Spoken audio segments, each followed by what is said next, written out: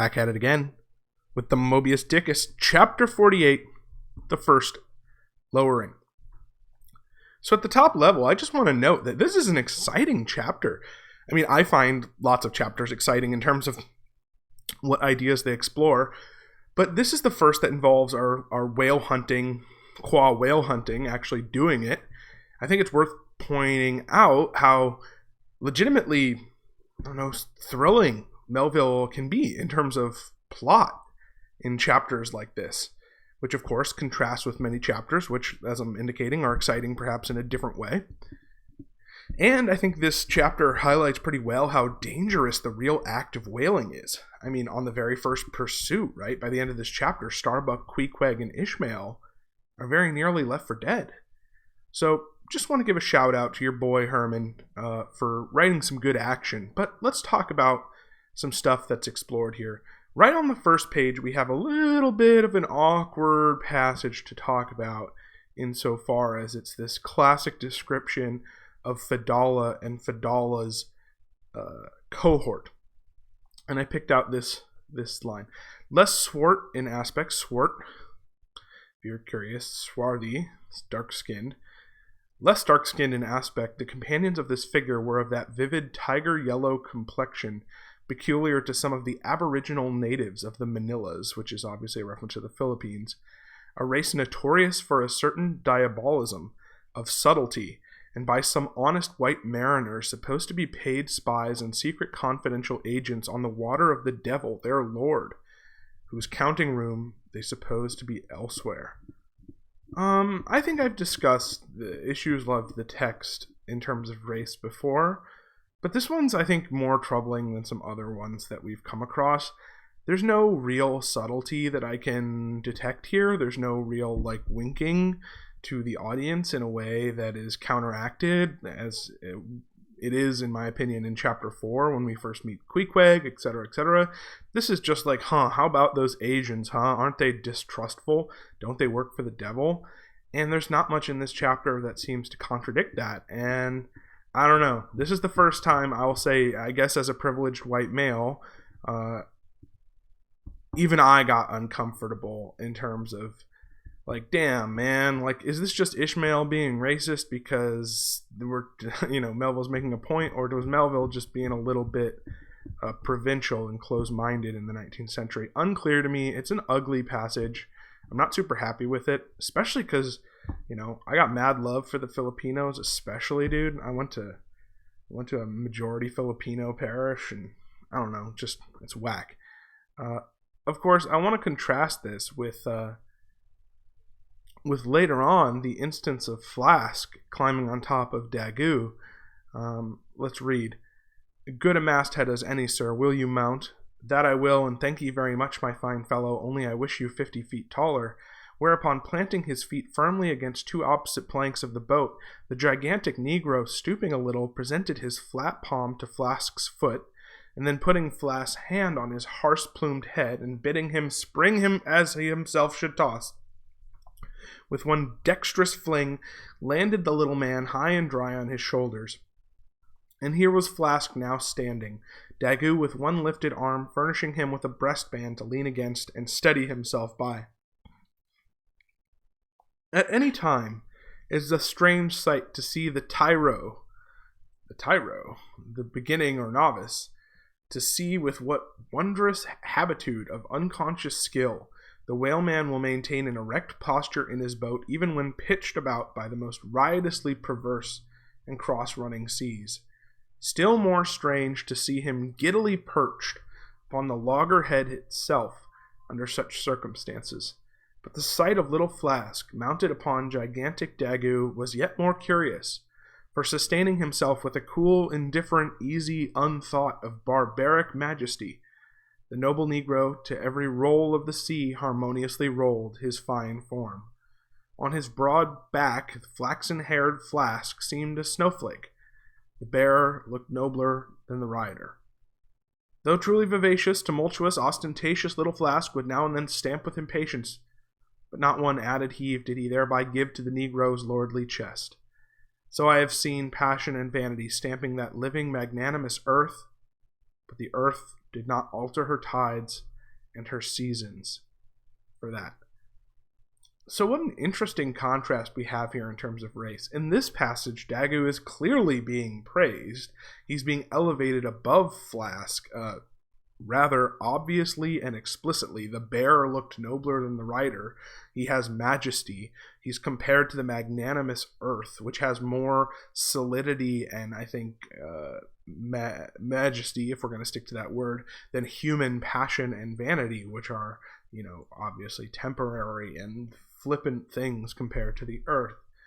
So I think it's also interesting that we have a white man riding on the black man's shoulders, which seems a poignant comment on the mid-19th century's race relations in America, of how the white people had been advancing themselves economically in terms of the exploitation of black labor.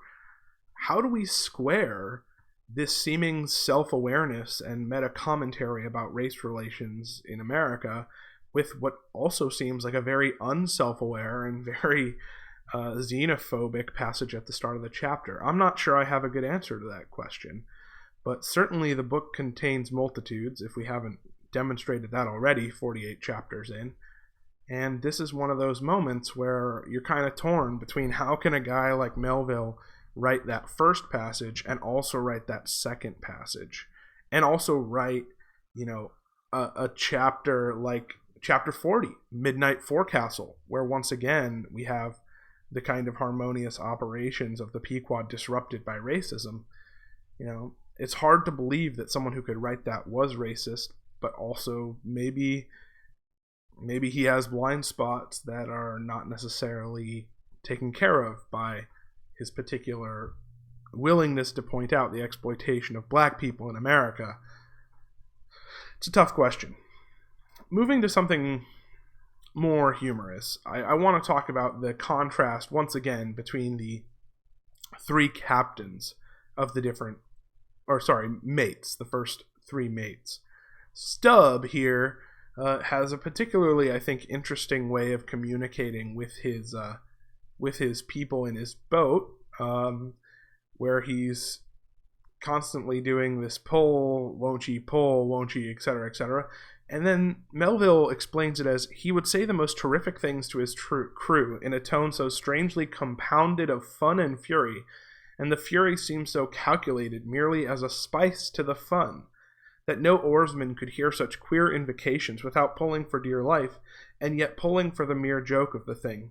Besides, he all the time looked so easy and indolent himself, so loungingly managed his steering oar, and so broadly gaped, open-mouthed at times, that the mere sight of such a yawning commander, by sheer force of contrast, acted like a charm upon the crew.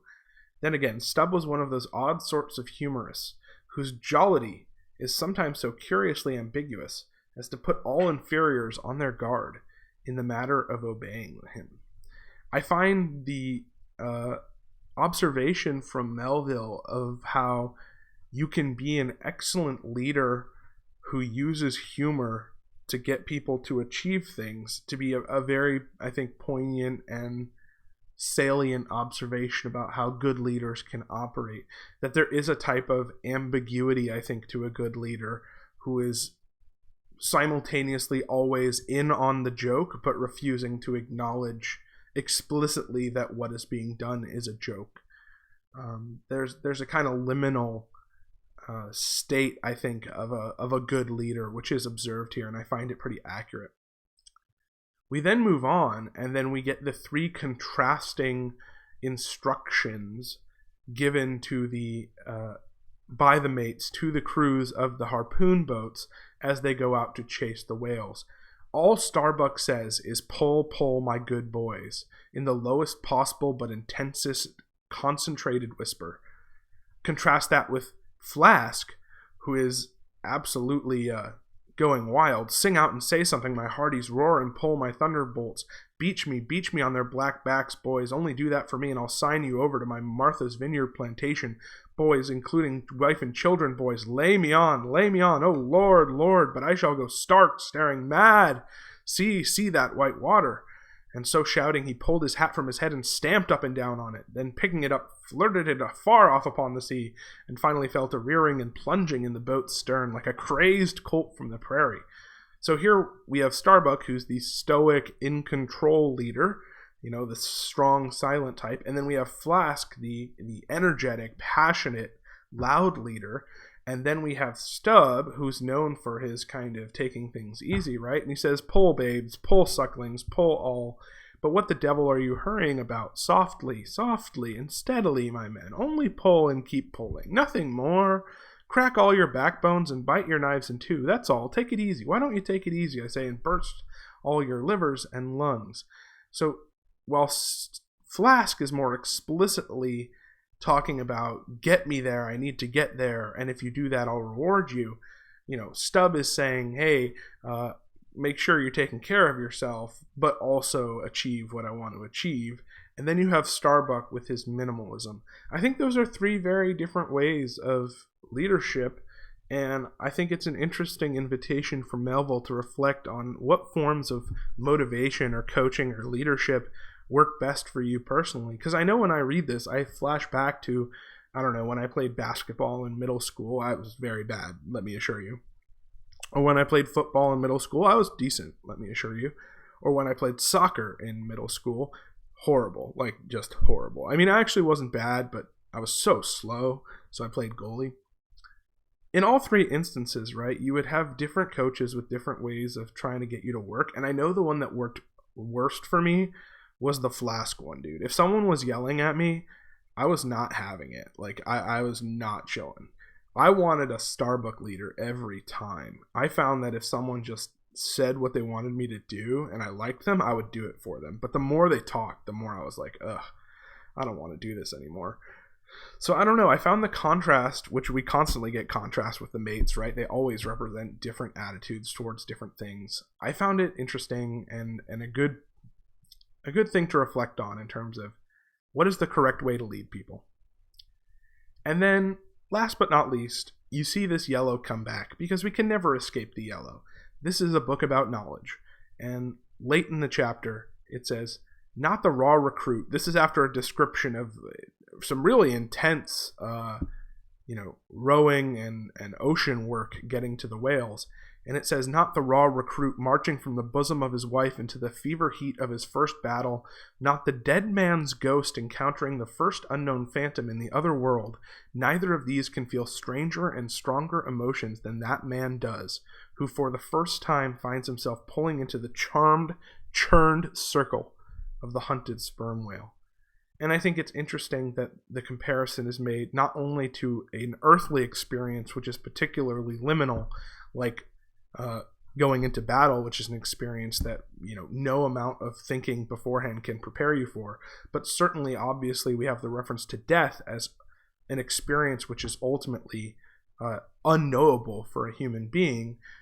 Those are subordinated in this passage to hunting whales, and in that sense, we have the reification or another presentation of whale hunting as a place of forbidden or inaccessible knowledge, as part of a quest to understand things that are perhaps outside of the scope of what human beings are made to understand. And that's obviously been a theme that's been developed already, but this is a classic way that Melville is sprinkling in those reminders that, yes, this is an action-packed chapter, but don't get lost in that. What we're really searching for is some deeper stuff. Interesting chapter. I know that the analysis kind of touches on a lot of subjects which seem very different and diverse, but hey, it's Moby Dick. That's what it is. And I want to suss out and I want to just kind of explore all those different aspects of the chapter without necessarily saying, oh, well, they don't necessarily connect to each other, so I guess I have to focus on one. No, I think for a book like this, it's worth going over those different, contrasting things like leadership and race, which seem pretty different, but are nonetheless both explored here, and I think somewhat interestingly. All right, thanks for watching, and I will see you in chapter 49? Yeah, 49. See you then.